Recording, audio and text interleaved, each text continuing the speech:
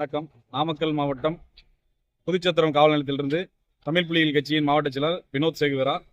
இப்பொழுது பார்த்தீங்கன்னா நம்ம லக்காபுரம், அதாவது புதுச்சத்திரம் காவல் நிலையத்திற்கு உட்பட்ட லக்காபுரம் என்னும் பகுதியில் பார்த்தீங்கன்னா ஒரு 60 ஆண்டுகளுக்கு மேலாக பழங்குடியினர் சமூகம் குலதெய்வ வழிபாடில் தொடர்ந்து செய்து வருகிறார்கள். இதை பொறுத்து கொள்ள முடியாத ஆதிக்க சமூகத்தினர் அங்கே வேலி அமைச்சு இனிமேல் இந்த சைடு வரக்கூடாதுன்னு சொல்லி அவங்கள ஆதிக்க மனப்பான்மையில் தொடர்ந்து அவங்கள துன்புறுத்திட்டே வந்திருக்காங்க.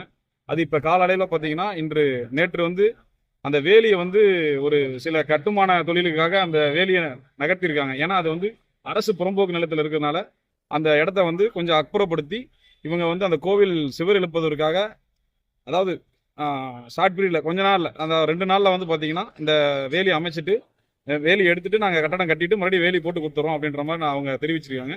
அதையும் மீறி அவங்க திருவிழா நடக்கும் சமயத்தில் பார்த்தீங்கன்னா கும்பலாக சேர்ந்து இவங்களை இந்த மாதிரி டைமில் தான் நம்ம சரி பண்ண முடியும் அப்படின்னு சொல்லி கும்பலாக சேர்ந்து இந்த மாதிரி திருவிழாவில் சண்டை போடுற போல் இவங்களை தனியாக குறிப்பிட்டு, ஏன்டா இந்த மாதிரி புறவர் சமூகத்தை சார்ந்தவங்க இந்த மாதிரி செய்கிறீங்க, உங்களுக்குலாம் இவ்வளோ தைரியம் வந்துச்சான்னு தொடர்ந்து இது போன்ற மனநிலை நாமக்கல்லில் தொடர்ந்து நடந்துட்டு வருது.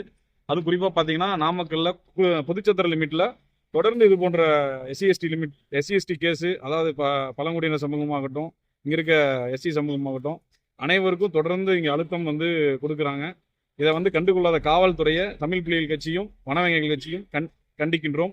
இதை கூடிய விரைவில் எஃப்ஐஆர் போட்டு குற்றவாளிகள் கைது செய்யணும்னு சொல்லி நாங்கள் வலியுறுத்துறோம். உங்கள் பேர்? என்னோட பேர் வினோத் சேகுவரா, தமிழ் புலிகள் கட்சி நாமக்கல் மாவட்ட செயலர். ஓகே. இப்போ இந்த குறிப்பாக புதுச்சத்திரத்தில் தொடர்ந்து வன்கொடுமை நடந்துட்டு இருக்குன்னு சொல்றீங்க.